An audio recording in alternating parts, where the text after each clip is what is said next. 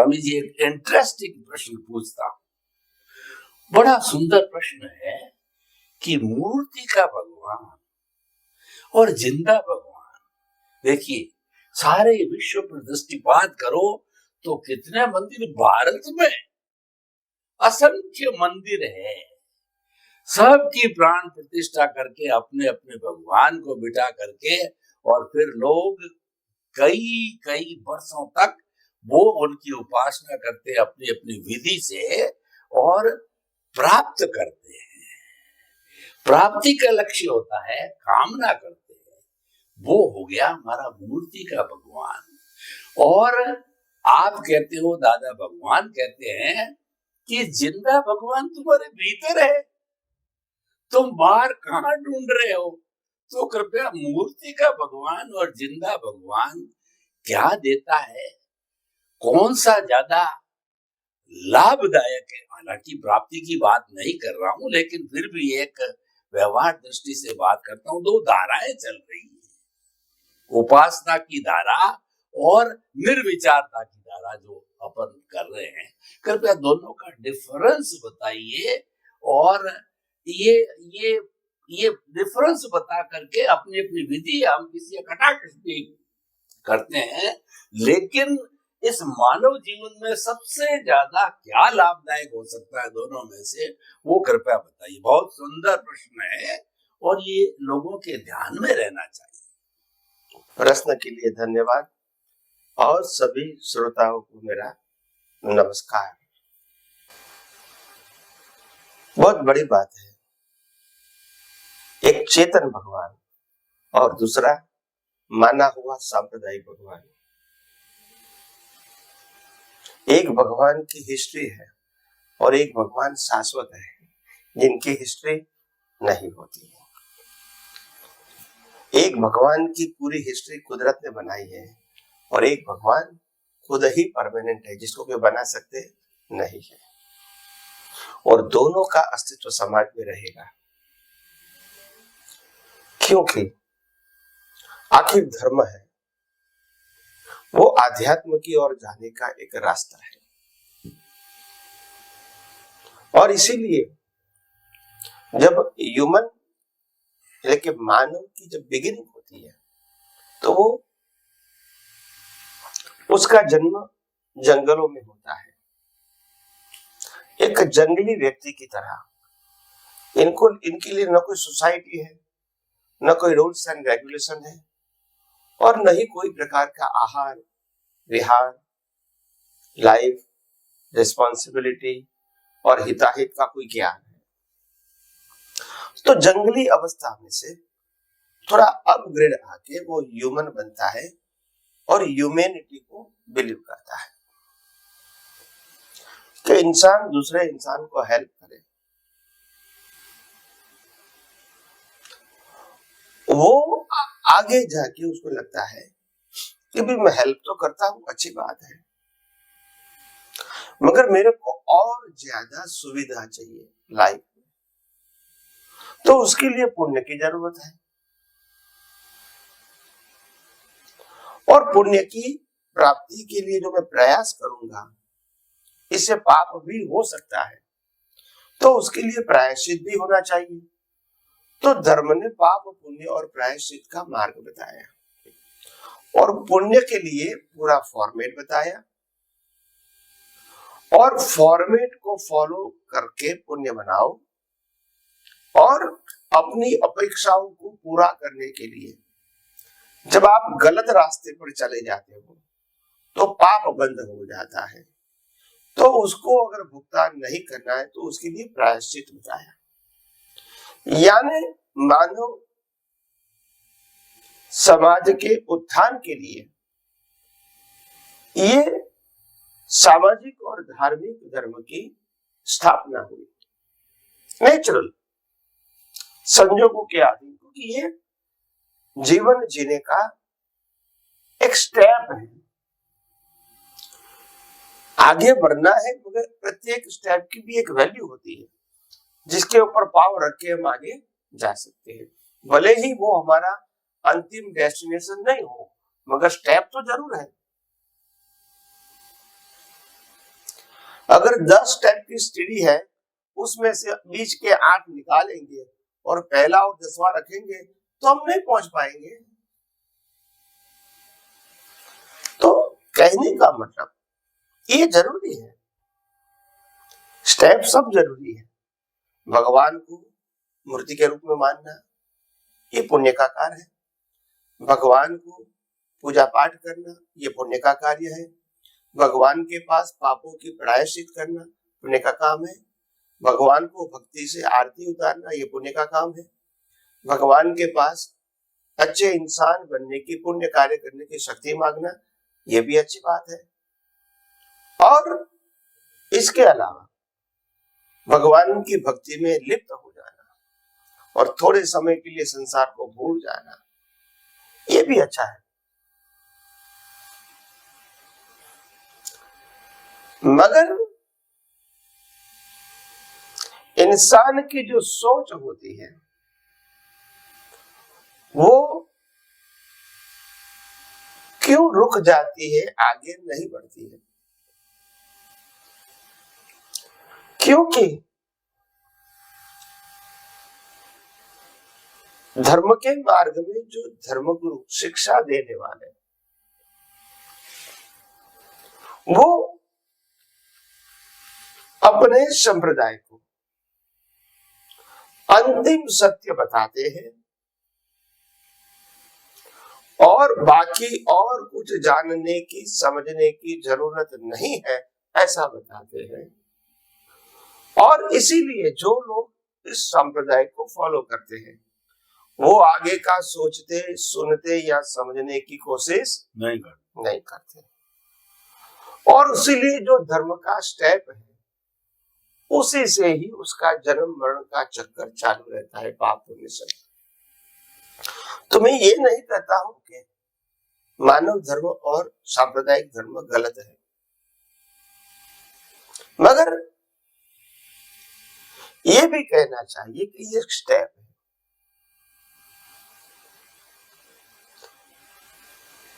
Step कभी destination नहीं बन सकता है, मगर डेस्टिनेशन की ओर पहुंचने का एक रास्ता जरूर बन सकता है, एक आधार जरूर बन सकता है।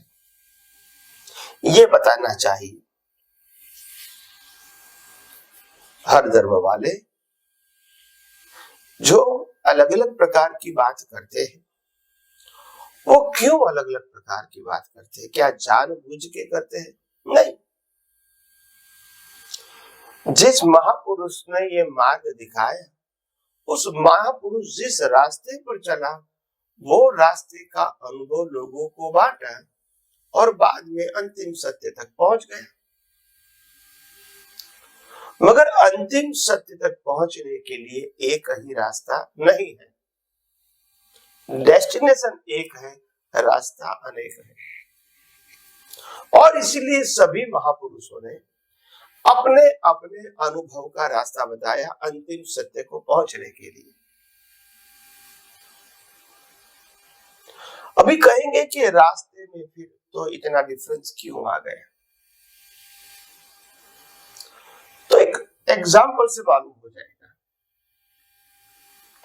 जैसे हिमालय की टोच पर जाना ये हमारा डेस्टिनेशन है। भारत में से भी बहुत सारे रास्ते हिमालय की टोच के ऊपर ले जाता है। नेपाल के अंदर से भी ले जाता है। चाइना का कोई अक्साई चीन का हिस्सा है, वहां से भी आप नेपाल हिमालय जा सकते हैं। भूटान से भी जा सकते हैं। कहने का मतलब ये है तिब्बत से भी, नेपाल से भी जा सकते हैं, तिब्बत से भी जा सकते हैं। मेरा कहने का मतलब ये है जो व्यक्ति नेपाल से टोच पर जाएगी तो वो अपना अनुभव नेपाल से टोच पर कैसे गए वही तो बताएगी।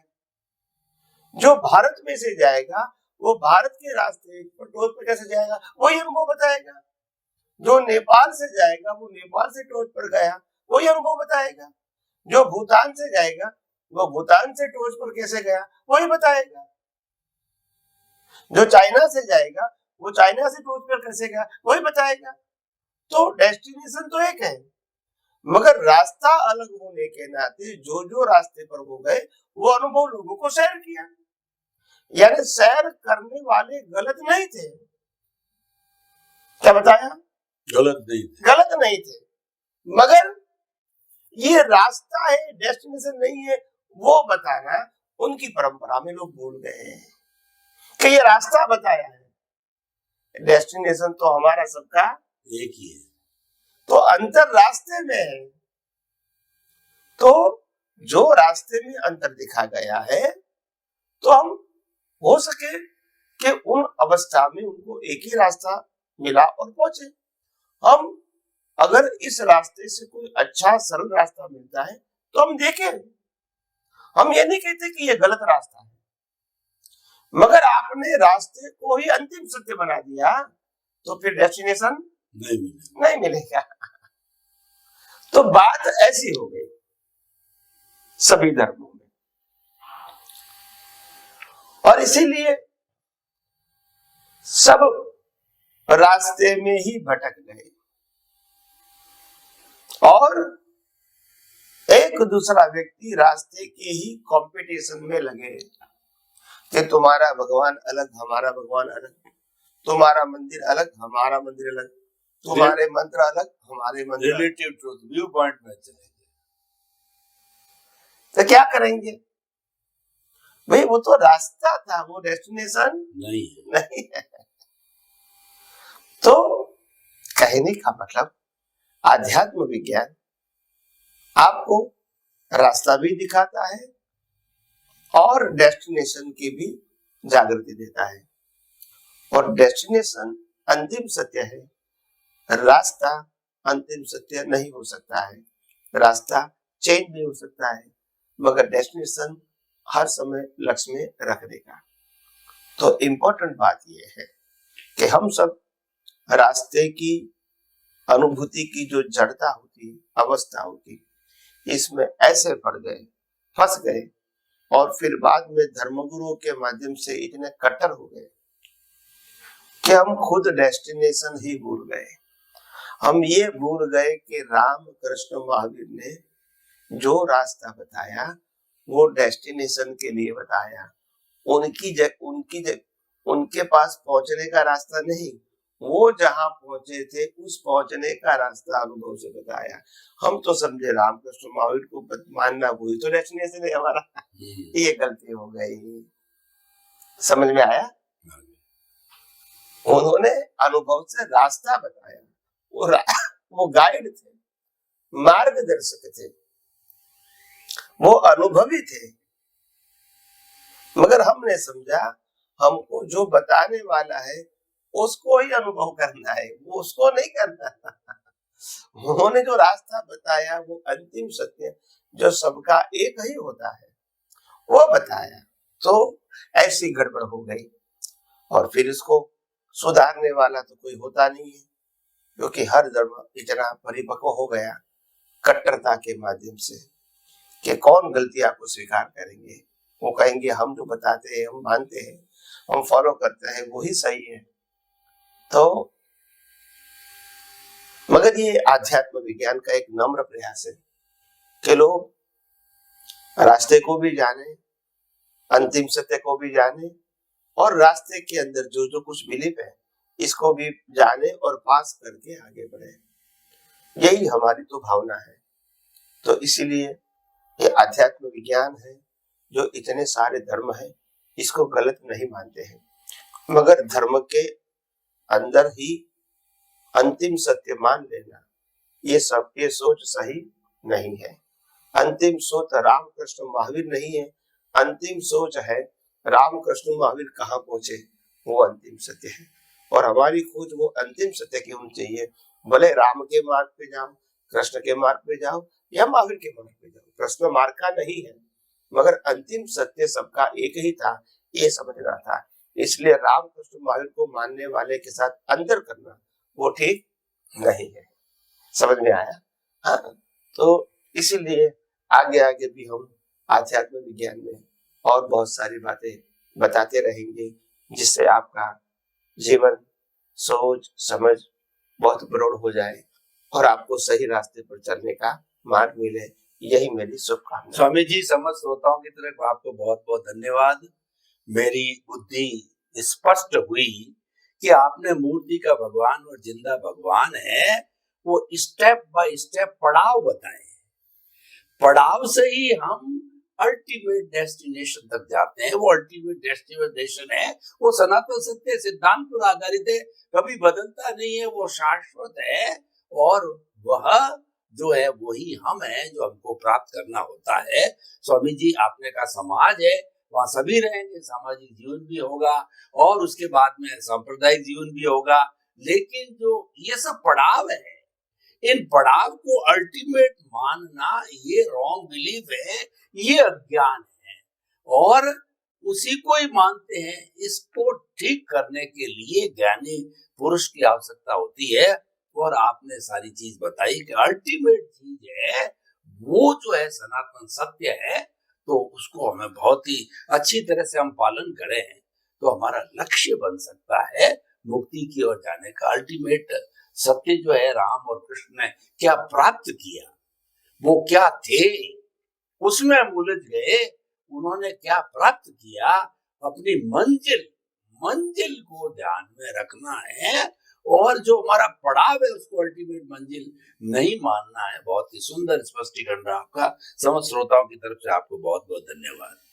स्वामी जी, ईश्वर की बात, भगवान की बात, आत्मा की बात चल रही थी, तो इसके अंदर दो शब्द हम लोगों को जानना बहुत ही अच्छा। अगर हम जाने तो उसके बाद हमारा भेद विज्ञान होता है। वो होता है, एक शब्द है टंकोत्कीर्ण, एक शब्द है अव्ययवाद। ये आते हैं और लोग इसमें कंफ्यूज हो जाते हैं कि ये बार बार आते हैं। और एक आपने बताया विज्ञान जो है स्वरूप, घन स्वरूप, और एक विज्ञान स्वरूप, ये सब आत्मा से जुड़े हुए गुण हैं। तो इनको अगर हम जानते हैं तो भेद विज्ञान पैदा होता है, जड़ और चेतन का क्षीर नीर प्राप्त होता है। तो कृपया इनको थोड़ा सा परिभाषित करके बताइए ताकि कि हम अच्छी तरह से समझ सके इन आत्मिक गुणों। प्रश्न के लिए धन्यवाद। सबसे पहले टंकोत्कीर्णवत, वो टंकोत्कीर्णवत जो सत्य है उसका कहने का मतलब ये है कि चेतन और जड़ दोनों पैरेलल है और दोनों कभी मिक्स नहीं होते हैं। पैरेलल हो सकते हैं, कंपाउंड नहीं हो सकते। तो दोनों का अस्तित्व होना ये कोई कंफ्यूजन की बात नहीं है। दोनों अलग ही रहेंगे हर अवस्था में, जड़ चेतन कभी एक नहीं होंगे। तो उसके लिए शब्द बताया टंकोत्कीर्ण, ये तीर्थंकरों का मूल शब्द है। और अगर लौकिक भाषा में उसको एग्जाम्पल के रूप में समझा जाए तो पानी के अंदर अगर तेल डाल दिया तो तेल और पानी मिक्स नहीं होगा, क्योंकि दोनों का जो एग्जिस्टेंस क्वालिटी है, फंडामेंटल क्वालिटी, वही डिफरेंस है।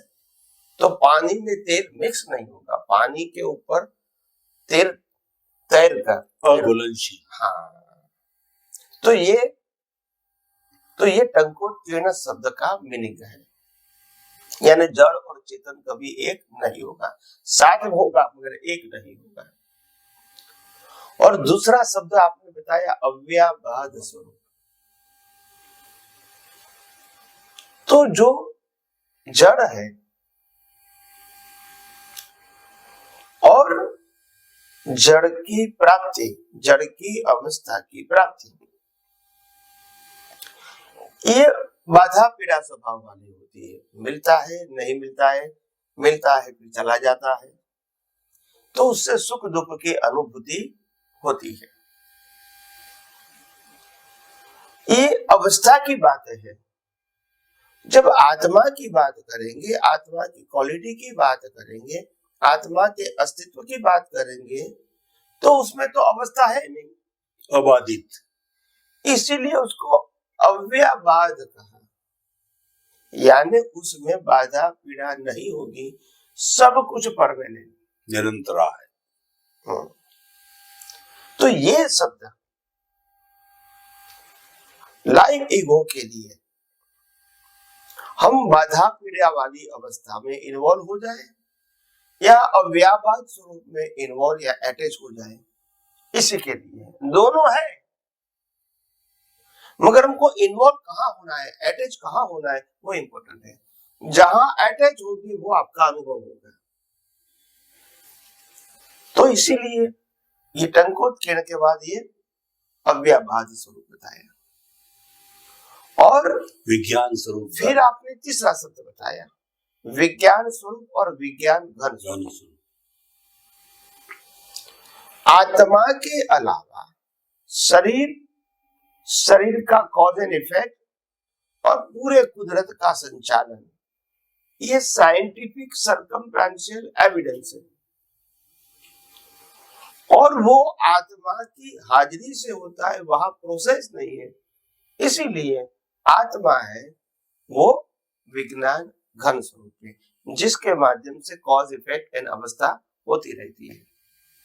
तो आइए हम आध्यात्म विज्ञान में और भी ज्यादा आगे समझने की कोशिश करेंगे। स्वामी जी, आपने बहुत सुंदर परिभाषा दी। अव्यापाद, टंकोत, कीर्ण और विज्ञान स्वरूप, विज्ञान घन स्वरूप, ये सब चीजें हमारे में भेद विज्ञान पैदा करती है, ज्ञाता दृष्टा बनाती है, जुदापन की जागृति करती है, प्रकृति पुरुष को अलग रखती है और यही मुक्ति का मार्ग है। स्वामी जी, समस्त श्रोताओं की तरफ से आपको बहुत बहुत धन्यवाद, साधुवाद। जय सच्चिदानंद। जय सच्चिदानंद। ये तीन